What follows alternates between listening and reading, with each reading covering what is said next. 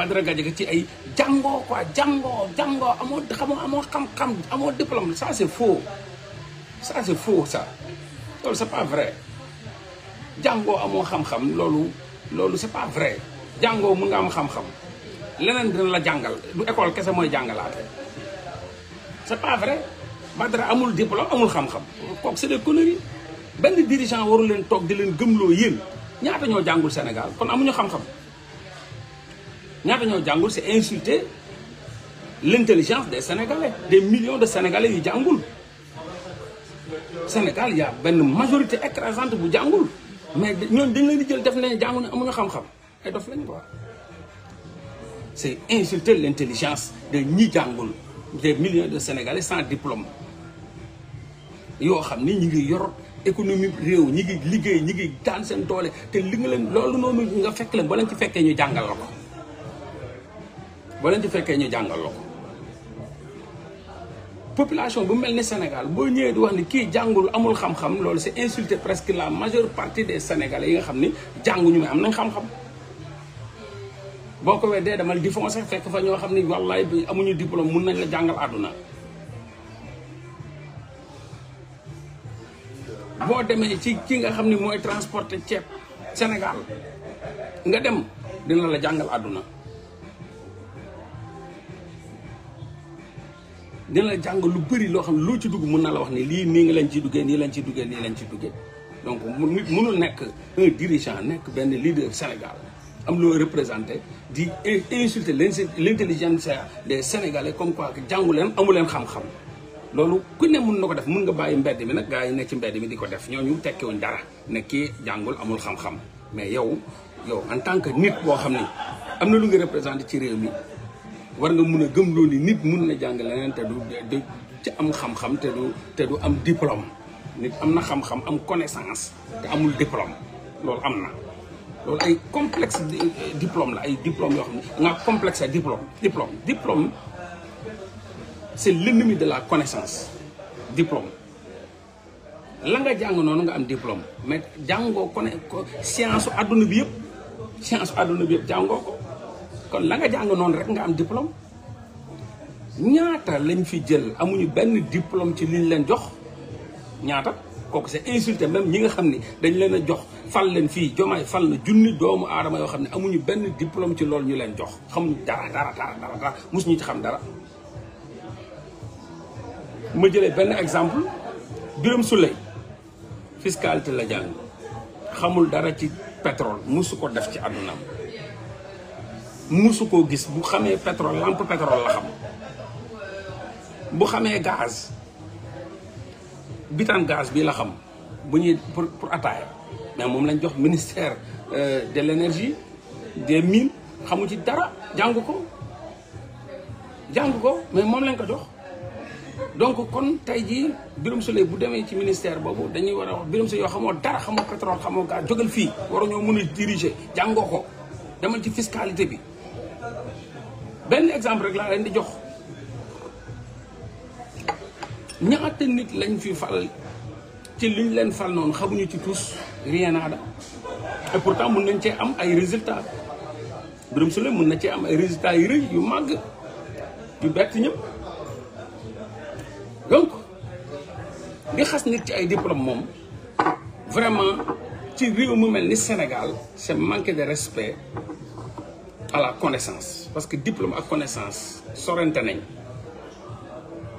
ndem diplôme am na benn connaissance nga jàng acquise ñu jox la ci diplôme ne la am nga ci diplôme lii nga jàng am nga ci diplôme lii nii nga jàng matière bii nga jàng am nga ci diplôme mais ne veut pas dire que monde bi jàng nga monde am nga ci diplôme parce que loo dugg loolu moo tax mi président yi di wut ay conseillers ci matière yëpp ci côté yëpp pour ñu leen di conseiller parce que xamuñu lépp mënuñu lépp kan moo fi am diplôme pour gérer des deniers publics donc nit ki jàngu rek nga ne ko ci vide dara newul sa bopp bi amoo xam-xam loolu du waxu ku am xam-xam du waxee noonu loolu erreur la bi nga xam ni day mel ni sax insulter l'intelligence des centaines de milliers de Sénégalais yu jaarul ci école yu yeew yu am xam-xam yu yàlla may yu am ay vision loolu kilifa du ko waxee waaw di verser des insanités comme ça di waxee di wax lu la neexee parce que amoo diplôme waroo am xam-xam et cetera et cetera bëri na ñu nekk ci télé bi amuñu diplôme ne ñi ngi wax ñi leen di déglu Sa Ndiogou mi ngi wax ñi ngi koy déglu Cheikh Bara sama copain ñu ngi koy wax ñi ngi koy déglu am na ñeneen ñu amul diplôme xaw ma soin bu xaw ma ñooñu mais ñooñu kooku amul xam-xam pourtant amul diplôme pourtant ma nga foofu toog di wax ngeen koy déglu parce que peut-être li muy wax da leen di arrangé des fois bu leen arrangé wul suba ngeen saaga ndeyam nag amoo diplôme diplôme ak xam-xam sorante nañ côté boobu ànduma ci en tant que Amadou Ba warul waxee noonu loolu ànduma ci beneen bi mooy Sénégal bari na ñu amul diplôme ñu fal par décret bari na fi ñoom sax dañ doon boole wante ñoom seen bopp dañ doon boole wante ñoom seen bopp dañ doon boole wante xam nga lan moo tax ñu bëri dugg te amuñu diplôme dañoo am na ñu bëri dañoo falsifié on parle de léegi nag nañ dugg ci falsification de diplôme man étape par étape laay doxee dama wax déjà moom moo waxoon ne foofu dafa ñëwoon am fa subir fa affaire bu metti mu ne woon dañuy boycotté après il se retrouve encore demaat foofu li mu bëggoon wax kenn daggu ko kenn xamul lan moo ko fa taxoon a jóg dafay mel ni histoire xuloo ak daaka santee ko fa taxoon a dugg loolu la gars yi dagg moom la gars yi partagé muy ñaar man yow laay waxal en tant que frère man moom lu ma la wax rek dalay amal njëriñ du ma fans club du ma dunguru du ma cogg du ma jàgg waxewu ma rek ak émotion moom dama lay dimbale rek te yàlla tax en tant que frère c'est quelqu'un parmi ñi nga xam ne dama leen a fonk parce que man xam naa say sacrifice te yàgg naa ko wax sénégalais yi da nga doon feebar sax di dem di dindi perfusion yi di dem nekk sur le terrain loolu yàgg naa ko wax sénégalais yi boobu yaa ngi nëbb sénégalais sax ne da nga feebar donc xam naa bu baax te ba nga feebaree it nekk ci hôpital Sakhir bu Thiès sama nit ñëw na fa ma yóbbante ne ko demal nga ziaral ma ko nga ñaanal lan ma ko ne ko maa ngi koy nuyu ne ko maa ngi koy mastaw yàlla na ko yàlla defal tawféex te message boobu yegsi na ci yow ba nga tëddee ci lalu hôpital boobu donc musuma la fàtte ab frère laa la jàppee donc man dama lay wax rek lu la mën a dimbale côté boobu ànduma ci lu ma àndul nag dama naan la bro man ànduma ci loolu waroo mën a taxaw ne kii jàngul amul diplôme donc amul xam-xam loolu ça n'a rien à voir loolu moom xale bàyyil xale yi wax ko yow mais yow waroo ko wax parce que yow amoo diplôme ci lépp am na loo xam ne da nga koo xam à travers des livres nga ko xamee man bari na loo xam ne dama ko xam c'est à travers les livres bari na loo xam ne xam naa ko c'est à travers les voyages bari na loo xam ne xam naa ko c'est à travers les interconnexions waxtaan laa ko xamee bari na loo xam ne dama ko xam à travers lu ma doon toog sama maam di waxtaan mu xamal ma lu bëri ba nga xam ne nit yi dañ may jox sax âge bu ma amul ñu bëri boo gisee dañ naan ne am ñi ngi may laal ay 50 ans joo xam jegewu ma ko sax lu tax parce que xam-xam bi la xool kanam gi du kanamu 50 ans lan moo tax ñu may jox ay des fois 50 ak nangam parce que dama am expérience maam moo ma yar man maam moo ma yar sama maam moo ma yar dugal xam-xam bu bëri ci man fu ma toll dama doon ñoo naan kii doomu maam dama doon toog di déglu sama maam sagesse boobu noonu lu ma doon xamal moo waral ma xam lu bëri ci àdduna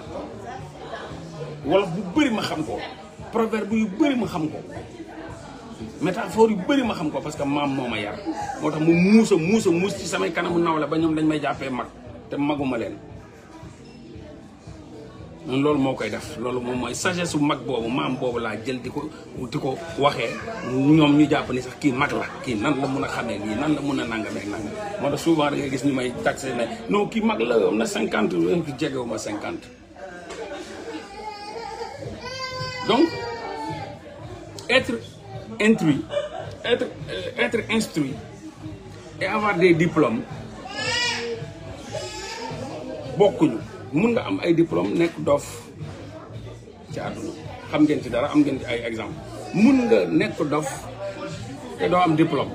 mun nga am diplôme nekk dof mun nga ñàkk diplôme nekk ku yeewu ci àdduna ku muus ci àdduna loolu yëpp mën na ne comme amul benn certitude avéré boo xam ne ni dafa am diplôme rek am na xam-xam tàjjale na lépp loolu amul. maintenant ñu dugg dans le vif du sujet lu tax ma wax xam nga dama bind ni am na ay ministre ak ay DG yoo xam ni dañoo falsifié man Mollah maay wax man Mollah moom buy wax moom yéen xam ngeen ko ci ay wax moom doo ko gaaw a dindi ay waxam moom jalu muus la looy wax yëpp après àdduna da ngay gis day feeñ. léegi ñu dem ci falsification de diplôme ma ne bëri na ñoo xam ne fal nañ leen nii ñi ngi falu dañoo falsifier seen diplôme dañoo falsifier seen CV. am na ministre boo xam ne CV bu mu def déjà xam nga falsification lu tax mu yomb appel à candidature amul 1 2 appel à candidature amul intelligence mooy xam-xam intelligence français la xam-xam wolof la waaw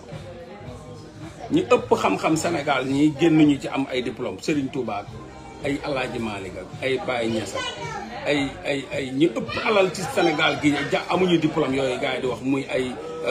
Djily Mbaye ay ñoom Juga Québec et cetera ak ay ñu doon indi fii ceeb yeeg ñi commerçant yi mag yeeg boole Sambay sëñ Sambay ñëpp xam nañ ko. donc nguur gi dañuy ñëw ci nguur gi amuloon contrôle amuloon appel à candidature amul contrôle amul kenn ñu def présidence amuloon benn cellule bu toogoon nga xam ne boo indee balaa Diomaye di la fal dañuy indi CV bi ñu xool sa background check woo université yi nga wax fa loolu yëpp amu ci. loolu moo tax ngeen gis ñu bëri ñu rëccoon am na ñoo xam ne yéen a tax sax faluñu leen sama maire boobu gis nga ba léegi jëlul fonction Samba Ndiaye ba léegi jëlul fonction am na ñeneen ñoo xam ne dañ leen a yoole yoo xam ne ba léegi jëluñu fonction.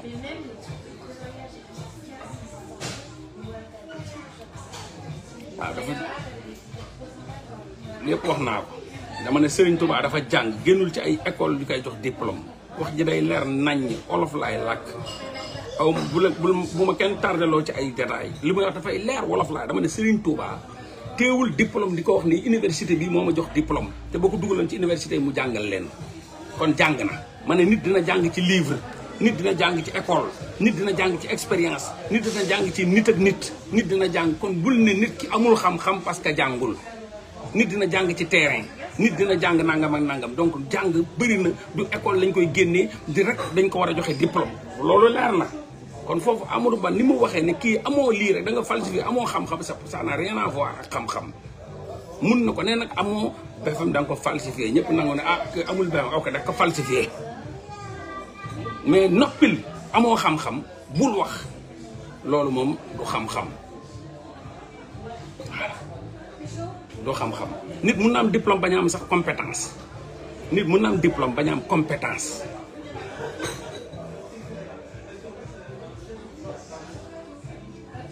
donc bokkul diplôme expérience compétence dara bokk ci ak sa morom léegi nañ dem ci fu ma doon wax ci nguur bu dee falsification de diplôme lañ daan wax man leen si biir nguur gi bëri nañu ci falsifier seen i diplôme waaw bu dee dañuy jàpp rek même bu ñu doon jàpp waxuma ay dañuy jàpp rek mais bu ñu doon jàpp nguur gi ñu bëri nañ leen jàpp ñu ci bëri amuñu diplôme yu ñuy woote. am na ay DG yu amul diplôme yu ñu woote am na ay ministres yu amul diplôme yu ñu woote man Mollah maa leen di wax am na ay PCA yu amul benn diplôme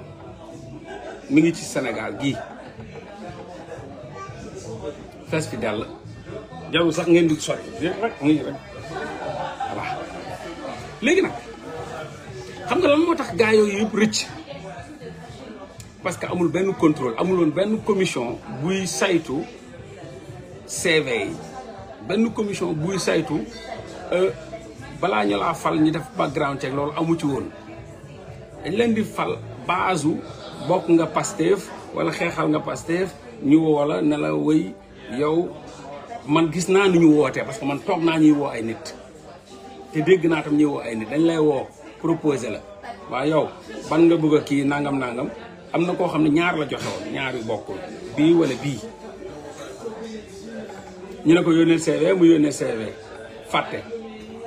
dañoo xëy woo ko jox ko benn kon amul benn contrôle bañ ko woowee jox ko CV bi sax man maa ko rappelé ko buñ ko falee moom xamu ko woon dañoo juum sax ci turam man maa ko rappelé xamal ko ni